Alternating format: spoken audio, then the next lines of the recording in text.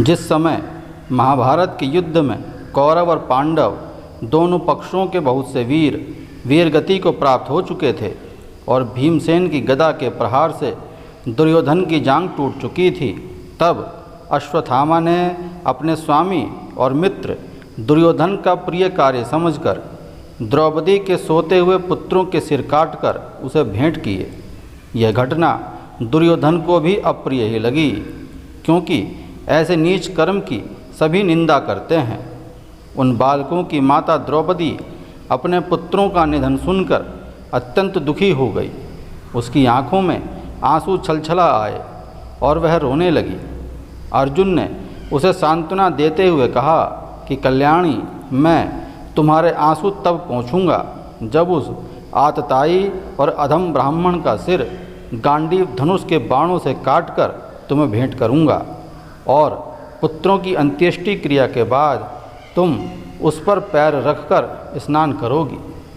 अर्जुन ने इस प्रकार द्रौपदी को सांत्वना दी और अपने मित्र भगवान श्री कृष्ण की सलाह से उन्हें सारथी बनाकर कवच धारण कर और अपने भयानक गांडीव धनुष को लेकर वह रथ पर सवार हुए तथा गुरुपुत्र अश्वत्थामा के पीछे दौड़ पड़े। बच्चों की हत्या से अश्वत्थामा का भी मन उद्विग्न हो गया था। जब उसने दूर से ही देखा कि अर्जुन मेरी ओर झपटे हुए आ रहा है, तब वह अपने प्राणों की रक्षा के लिए पृथ्वी पर जहाँ तक भाग सकता था वहाँ तक भागा। जब उसने देखा कि मेरे रथ के घोड़े अब थक गए हैं और मैं बिल्कुल अकेला हूँ, तब उसने अपने को बचाने का एकमात्र साधन ब्रह्मास्त्र ही समझा। यद्यपि उसे ब्रह्मास्त्र को लौटाने की विधि मालूम नहीं थी, फिर भी प्राण संकट देखकर उसने ब्रह्मास्त्र का संधान किया। उस अस्त्र से सब दिशाओं में एक बड़ा प्रचंड तेज फैल गया। अर्जुन ने देखा कि अब तो मेरे भी प्राणों पर आ बनी है। तब उन्होंने श्री कृष्ण से इसका कारण पूछा। तब भगवान श्री कृष्ण ने कहा, अर्जुन, ये अश्वत्थामा का चलाया हुआ ब्रह्मास्त्र है। यह बात समझ लो कि प्राण संकट उपस्थित होने से उसने इसका प्रयोग तो कर दिया है, परंतु वह इस अस्त्र को लौटाना नहीं जानता। तुम शस्त्रास्त्र विद्या को भली भांति जानते हो। ब्रह्मास्त्र के तेज से ही इस ब्रह्मास्त्र के प्रचंड आग को बुझा दो। भगवान श्री कृष्ण की बात सुनकर अर्जुन ने भगवान की परिक्रमा करके ब्रह्मास्त्र का संधान किया। बाणों से वेष्टित उन दोनों ब्रह्मास्त्रों के तेज प्रलयकाल सूर्य एवं अग्नि के समान आपस में आकाश और दिशाओं में फैल गए और बढ़ने लगे।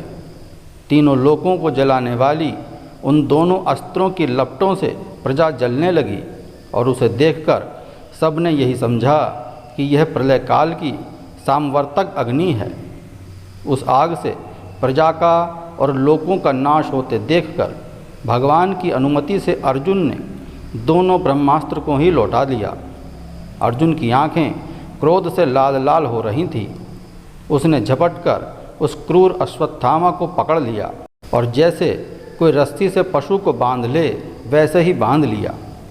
अश्वत्थामा को बलपूर्वक बांधकर अर्जुन ने जब शिविर में ले जाना चाहा, तब भगवान श्री कृष्ण ने कुपित होकर कहा, अर्जुन, इस ब्रह्मणाधम को छोड़ना ठीक नहीं है, इसको तो मार ही डालो। इसने रात में सोए हुए निरपराध बालकों की हत्या की है। मेरे सामने ही तुमने द्रौपदी से प्रतिज्ञा की थी कि जिसने तुम्हारे पुत्रों का वध किया है उसका सिर मैं उतार लाऊंगा, इसलिए अर्जुन, इसे मार ही डालो। भगवान श्री कृष्ण ने अर्जुन के धर्म की परीक्षा लेने के लिए इस प्रकार प्रेरणा की, परंतु अर्जुन का हृदय महान था। यद्यपि अश्वत्थामा ने उसके पुत्रों की हत्या की थी, फिर भी अर्जुन के मन में गुरुपुत्र को मारने की इच्छा नहीं हुई।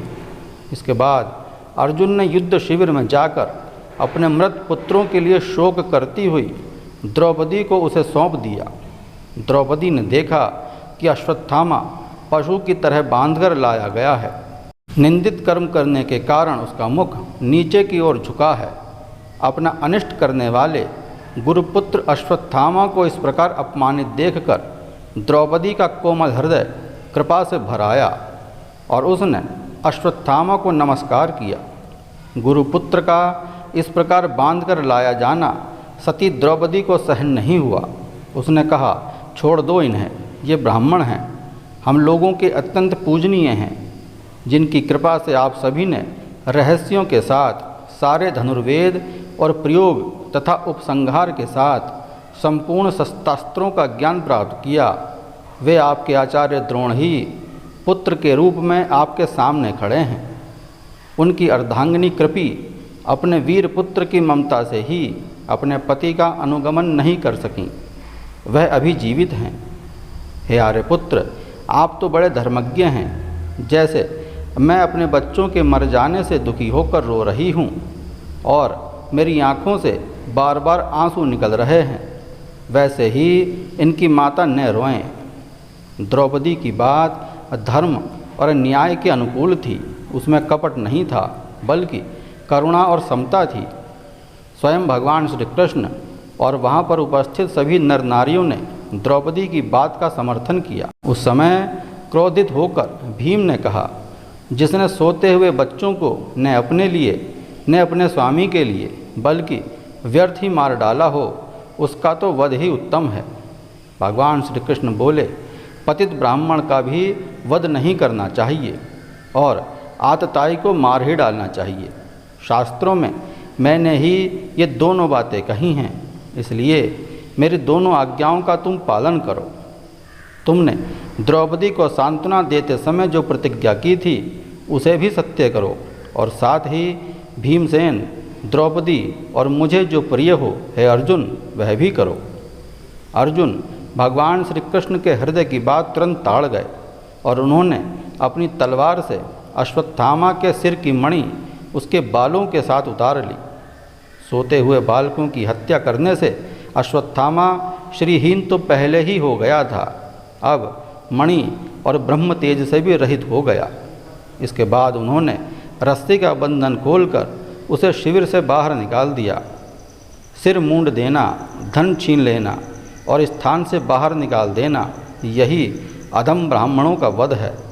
उनके लिए इससे भिन्न शारीरिक वध का विधान नहीं है। पुत्रों की मृत्यु से द्रौपदी और पांडव सभी शोकातुर हो रहे थे। अब उन्होंने अपने मरे हुए भाई बंधुओं की दाह आदि अंत्येष्टि क्रिया संपन्न की।